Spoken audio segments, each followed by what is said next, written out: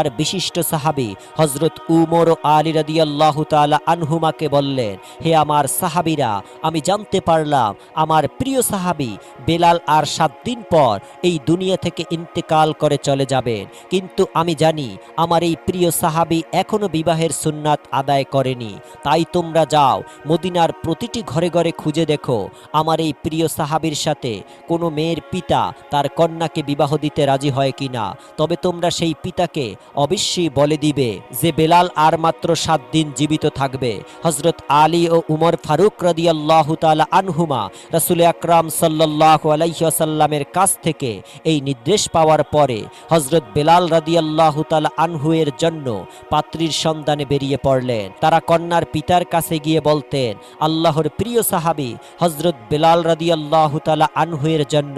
রাসূল আকরাম সাল্লাল্লাহু আলাইহি ওয়াসাল্লাম বিবাহের একজন পাত্রী খুঁজে